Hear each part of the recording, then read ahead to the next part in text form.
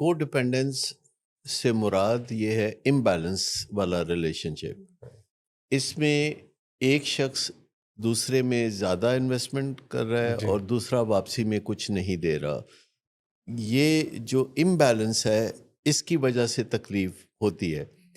لیکن ایک اور اہم بات یہ ہے کہ یہ وہی ریلیشن شپ ہوتا ہے جو پہلے آپ کو بہت خوشیاں دے رہا تھا.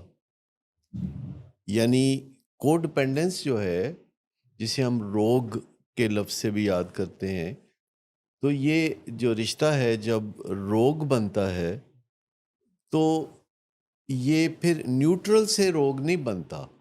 ایکچولی پہلے یہ ایک بہت ہی پازیٹیو ریلیشن شپ ہوتا ہے جسے آپ بہت چیرش کرتے ہیں، جس کو آپ بہت پسند کرتے ہیں، یا کوئی انسان جسے دیکھ دیکھ کے آپ جیتے ہیں، یا جس سے انٹریکشن جب بھی ہوتا ہے تو ڈوپامین ریلیز ہوتی ہے، آپ کے اندر جذبہ ریلیز ہوتا ہے، آپ کو اچھا فیل ہوتا ہے، خاص طور پر اس میں انرجی بہت اوپر جاتی ہے.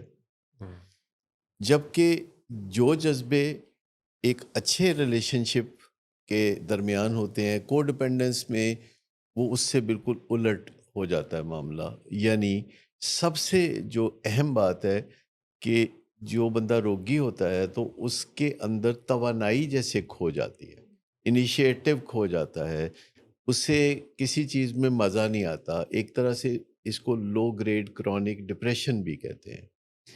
اس میں یہ پہلو یاد رکھنا بہت ضروری ہے کہ یہ وہ اچھے ریلیشن کی میموری کا سلسلہ ہے.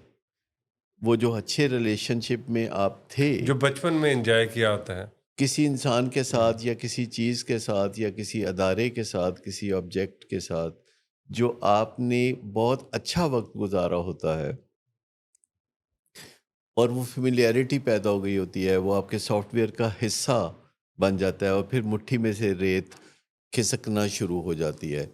اور اس ریلیشن شپ میں ایک توازن سب سے پہلے خراب ہوتا ہے، تو گلہ شکوہ پیدا ہوتا ہے، پھر تھوڑا شکایت کا انداز ہو جاتا ہے، پھر رد عمل کا لین دین شروع ہو جاتا ہے، پھر ایک دوسرے کے ساتھ کبھی کبھی ریلیشن شپ بہت برا ہوتا ہے، اور پھر بیچ میں کبھی کبھی بہت اچھا ہو جاتا ہے. تو یہ جو ریلیشن شپ ہے یہ منطق کی بنیاد پر نہیں چل رہا ہوتا، یہ جذبات کی بنیاد پر چل رہا ہوتا ہے، اور یہ جذبات ہمارے بدلتے رہتے ہیں. تو جیسا پھر موقع ہوتا ہے اس کے مطابق جو ہے کبھی خوشی اور کبھی غم، یہ اس کا ایک اہم جذبہ ہے.